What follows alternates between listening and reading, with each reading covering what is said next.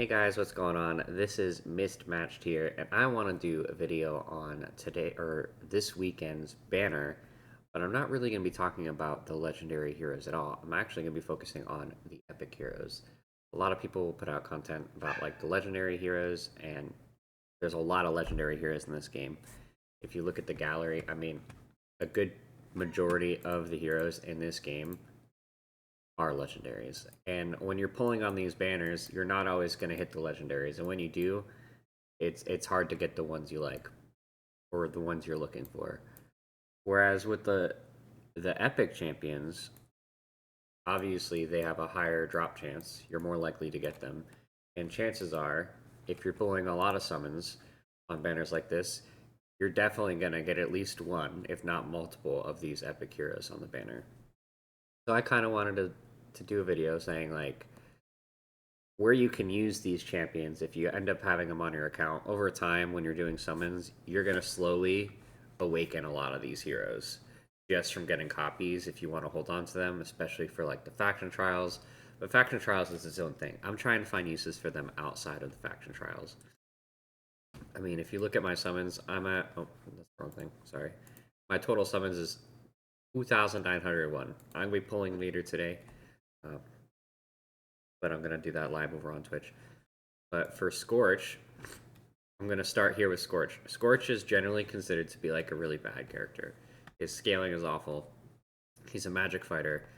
He's completely based around fire and doesn't have any burn. His basic attack is AoE damage to multiple enemies 3 times, each time dealing 85% damage. His ultimate basically just increases his attack, it does nothing else. And then his passive also increases his attack. So the thing here is, obviously, he's struggling in the attack department, only 3,304. But the nice thing about him is he does magic-based damage, and so there's some areas of the game where this can be useful. And his range, his attack range, he has a unique range for an epic fighter as well. Getting that extra tile, that's a very useful thing. So outside of like using him in, he's pretty useful for promotion raid, but promotion raid, you know, you kind of outgrow that really quick. It's only 266,000 BP recommendation. This is something you can do fairly early on in an account, even under that recommended BP. But, you know, having that extra tile range can be useful, especially as you're coming up into the stages here, where the placements can be very difficult for some people because of like they're diagonal from each other and things like that. Having that extra tile range definitely can help, especially support like a defender if you just need the defender to block. As long as a Scorch can take care of it, you know, that's easy enough. But again, this is content you clear very early on in your account. So where else can you use Scorch? And it kind of took me a while to really like think of this. Obviously, anywhere where you really want magic based damage. But what I was thinking was Gear Dungeon 2. And I haven't done Gear Dungeon 2 all the way, as I'm going to show you here. I'm not even like all the way through Gear Raid 1 and Gear Raid 2 and Gear Raid 3. I haven't done any of the 21s here, right? I'm by no means like somebody who's done the game. I'm not all the way through on anything. I think I'm on like stage 3 of Gear Dungeon 1. I haven't really tried to push this in a while. But Gear Dungeon 2, I pushed a little further on. I just got to stage 5 because I tested Scorch on stage 3, Power of Dominance is off, and I got it to work. And I was like, well, why not try stage 4? And I also got it to work on stage 4. So I'm going to show you the strat, and then I'm going to show you the build. It is very tight. I will say it's very tight. It was very hard to get his stats up to where they needed to be. But in terms of this lane where we use them, I don't want to call it the top lane, but kind of like in the middle, I suppose. You have to have magic damage because the little boss monster that spawns in this area doesn't has very high physical damage immunity, and hitting them with physical damage causes them to heal. And so that's a real problem. I haven't tried doing it without the support of like a defender. I haven't tried doing it with Scorch just kind of face tanking. I'm not sure he would survive. But here's the strat, right? So we're not concerned about this lane here. I'm going to just put my normal stuff here.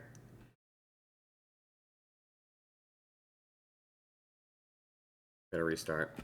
His rage, for me, his rage is a really tight timing, right? The first one's not so much, it's later on, but I always kind of start by placing my first two down here to take care of this bottom lane. And then I place him up here in this first tile. I have him in a Realm Tear. I'll show you the full build after he's fully skilled up. He's Awakened 5, so we'll go over all those things after. But I kind of just want to show you that you can use heroes like this. They do have a use case. And, you know, maybe you're struggling for a magic damage-based fighter. Maybe you'll get lucky and you'll get Valkyra on the spanner and you won't really need to think about Scorch. But I know there's a lot of people with so many legendaries in the game, it's hard to get the one that you're hunting for. I also have a Zilla too. You know, I'm doing this purely to show that it's possible to use someone like Scorch. So this is the Flesh Replicant. If you haven't really done this, the red. Oh, dang it! Go to the monster manual here. Where is it? Which one is it? Oh, do I have to restart to get that? That's kind of annoying. Oh no, here it goes. It's a physical clone of the boss that recovers its own HP when receiving physical damage. If the clone hasn't been destroyed within 60 seconds, it will detonate violently, dealing massive damage to all targets within 3 tiles. Spoiler alert, that's this entire top section. So, it doesn't end your run if it happens early enough, but it's basically a reset. Or if it happens late enough, rather. Like, if it were to happen at the very end, fine. So here, I put my Captain Reeve down. Scorch has his ult up. So as soon as he gets within range, I activate that ult. I activate the Hollow ult, so he is getting rage regen during this time. I always try to wait to place Valkyra until after that AoE, just to make the healing a little bit easier. Once Reeve's ult is up, I do rely on Reeve's damage a bit here. He's not doing a lot of damage, as you can see, Scorch is doing a majority of the damage, but just to get within that 60-second time, I do need Reeve's damage, so I always use his ult as soon as I can.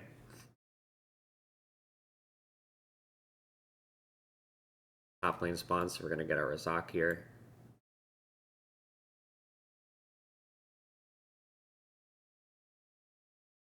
You can see we get this first one down, which is awesome. She's about to summon the next one.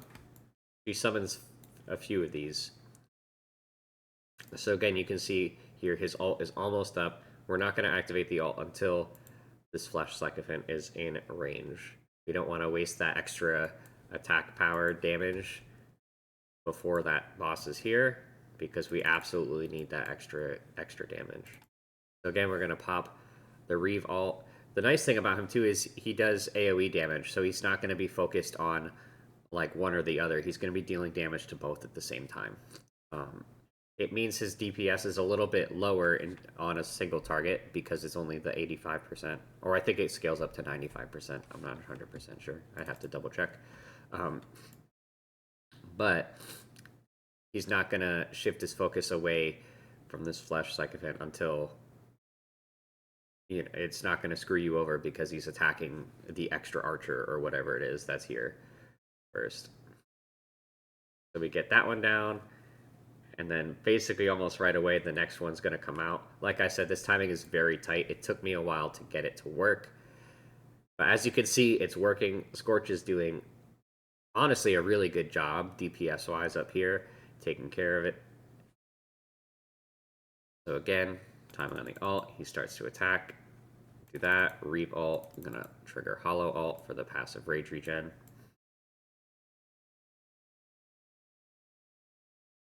I'm not really focused everywhere else right now. This isn't really a guide for this content, but this is kind of just showcasing how you can use Scorch in this piece of content.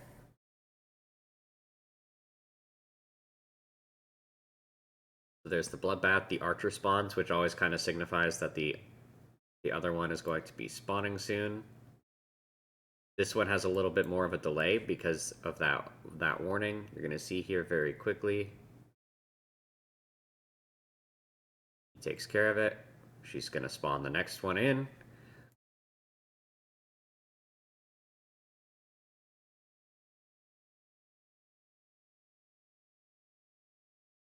I do have Hollow in an Invig set, so when we did place Scorch down first, we placed Hollow after, so that means Scorch is getting the benefit from that.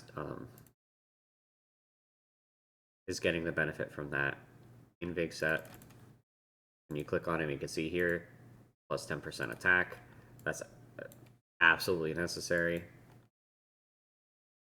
Well, I shouldn't say it's absolutely necessary. It's not absolutely necessary, but it definitely helps me, especially because it was tight. I just already had her in an Invig set. I kind of forgot about it until I clicked on him at one point and I saw the attack. I was like, oh yeah, she's in an Invig set. That 10% attack makes a difference for me.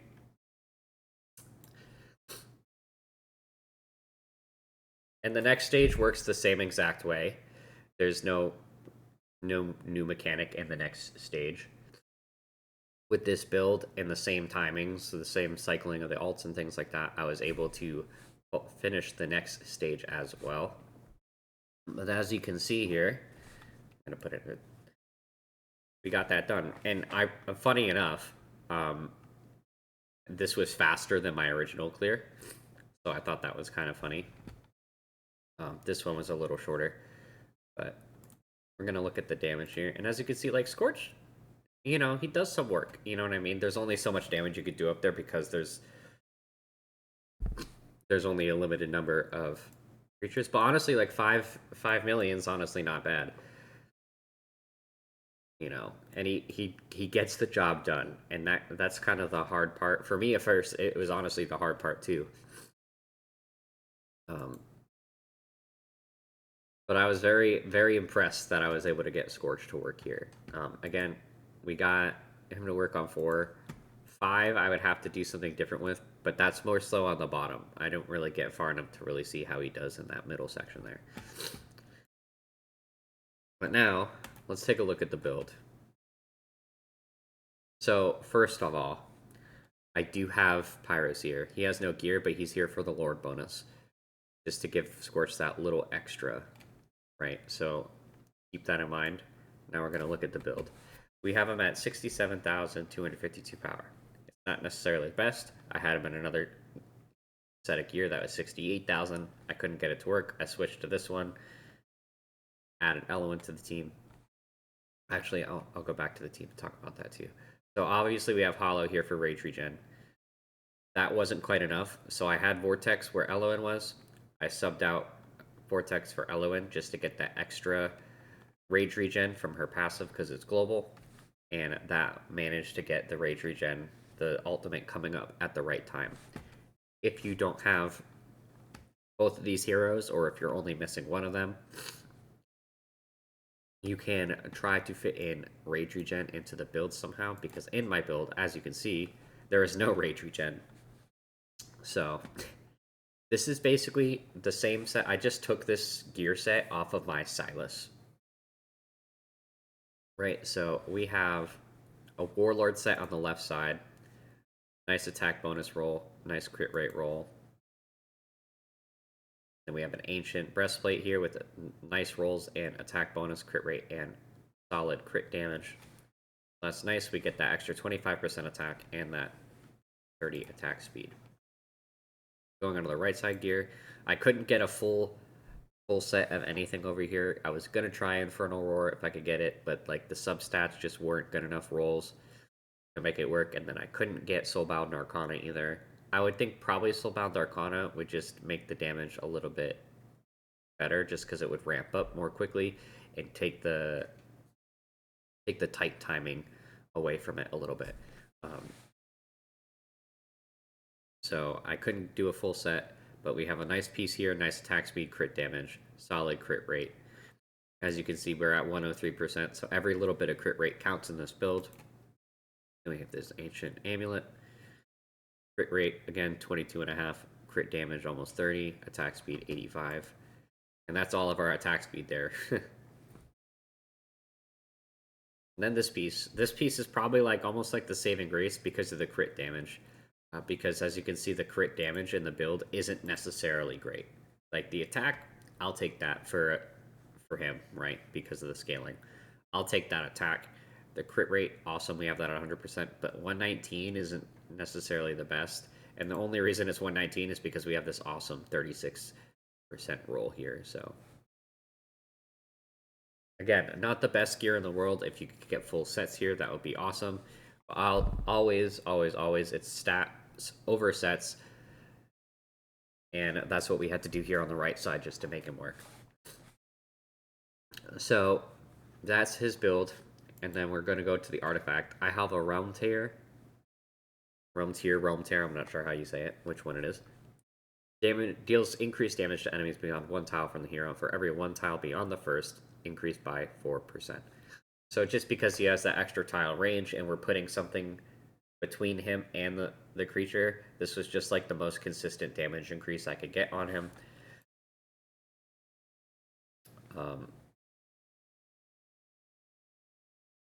I didn't want to do... I could have tried Frigid Flame if this didn't work, but the Bloodbath damage hits multiple times and would have just removed all the stacks from this, and I didn't want to deal with the fluctuating damage number. You might be able to make it work with this. If not, I would recommend the Realms here for sure. And then obviously, like, I could have gone for things that were just maxed out more to get more raw stats, but I think I really needed the extra from the passive. Like, we weren't doing any bleed damage, so the Scarlet Hunt passive wouldn't really have come into play at all. His HP wasn't really a concern, so this might not have... If he was dying, I could have thrown something like this on him and tried to place him as early as possible to get this extra 6% HP, but again, he wasn't dying. This does increase damage at this range, at level 16. Increases damage by 9%. So again, if he was dying, you could try throwing this on there to get that extra HP, and maybe that 9% damage is going to be enough for you. I didn't want to do the Wailing Skull. I don't know if it deals the same damage as the user, right? So I don't know if it spawns in and was going to do magic damage because Scorch is a magic fighter. I didn't really want to run the risk of it spawning in and then doing physical damage just based off of Scorch's stats and then healing that boss. Lunacy Visor. This wasn't really going to be useful at all because he wasn't blocking. If you really wanted to have him block, you could use the Lunacy Visor to give him that extra block for the archers if you're having trouble clearing those archers with the boss there. You could definitely do that just in case you ever get two archers on top of you at the same time. And that little healing could help. And then Flux Pendant I didn't use just because his HP wasn't staying below 50% for long. So this is the one I found to be the most useful. Obviously better if it's maxed out. And then let's take a look at this. Oh, he's not actually max skilled. That's actually kind of funny. I didn't have the crystals, and I didn't realize that. Wow. But the more important things were, I think, arguably, at least the alt is maxed out, because this makes the skill cost a little lower, and because the timing was so tight, having that extra cost reduction was amazing. And we have all that extra attack increase, so that is amazing. And then again, I said he is Awakened 5, which he is. He takes 30% less physical damage during overheat. He wasn't really tanking, so that wasn't really coming into play all that much. Extra 200 attack, we'll take it. attack plus 10% for 3 seconds when hitting more than 2 enemies simultaneously. This actually came into effect when the archer was there with the boss. He was getting extra attack, which was helping get that timing a little bit more lenient, to increase the damage against the boss when that additional creature was there. Then 5% penetration, awesome. It's only 5%, but again, every little boost of damage counts, especially for an epic hero. And then Awaken 5, damage increased by 10% against enemies not blocked by this unit. And this is why I put somebody in front of him, to really take advantage of this extra damage from this awakening here. Because that extra 10% damage was the difference. If he wasn't doing extra 10% damage like this all the time, I wouldn't have been able to do this. So let's take a look at the total stats. Oops. So if we look at the total, we have him at 32,000 health. Again, he wasn't dying, so that wasn't an issue. We got him just into 50,000, or 15,000 rather. Attack 50%, or 50 from, I think that's just the collection bonus. The artifact, this could be higher, obviously, if you had a higher level artifact. And then the gear was all attack bonus main stat. If these were all tier 2 sets, he would have an extra 12% attack bonus just between these two pieces. So that's something to consider. If you could get Infernal Roar, you would get extra basic attack damage. Or Soulbound Arcana, he would just get that ramping kind of damage, right? He would get 50% increased damage because it's a permanent stack. That would be amazing. Again, that's probably better for him overall, just because you need all the extra damage you can get. But other than that, I don't, again, I haven't done all of the content in this game, so there may be another place that you might consider using him. But this was the one place that I immediately thought of, and I really wanted to see if I can make it work. And I did. And that, I don't know, to me, that makes me really happy. I like finding use cases for lesser known heroes. I'm gonna do other videos potentially on the other two. Keep clicking in the wrong places. I'm gonna do a video on Azoth as well, and I might lump Azoth and Olog into the video because Olog shouldn't. He's a defender, but he's just very, very general character, so I think I could probably put them both in the same video. But I'll probably do a separate video for Azoth. I'm gonna try and do these videos for each banner, kind of go over the epic heroes, and if I have them, I'm gonna kind of push them to the limits that I can, or find use cases for them, whether it's early or late or mid or whatever. I wouldn't consider myself like an end game account. I consider this account mid game. Which is the only reason I can make Scorch work. But if you're early game, you're not going to need as many stats to make Scorch be useful. You know what I mean? So I hope you guys enjoyed this. If you guys have any suggestions for heroes you want me to try and push the limits on, let me know in the comments below. I can always do. I don't have to do heroes that are on banner or rate up or whatever you want to call it. But if this is more content, if this is content you guys want to see more of, please let me know in the comments what you liked about it, what you didn't like about it. Did I go too long? Should I have cut some of this out? Should I have tried to do all the heroes in a single video? Just let me know. All your feedback is greatly appreciated. I really want to start making videos on this game. I really like this game a lot, and I've been very apprehensive to making videos because I just feel like I couldn't make content that would be useful for people. So I hope trying to make content about like the epics could be useful for people.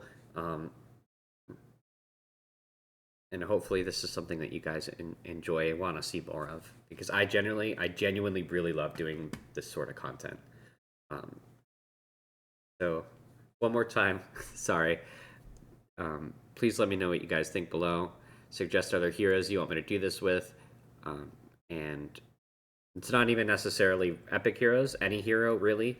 I'm less likely to have the legendary heroes. I'm a free to play player, so I don't buy summons or anything like that. So I just kind of have who I have, and I haven't really done a lot of extra summons because of money purchases, but I could also look at rare heroes. Um, this game isn't really designed for you to use those heroes for a long time, though. So, right, I feel like the epics have a lot more robust roster in terms of being able to find use cases for them. And again, I've rambled long enough.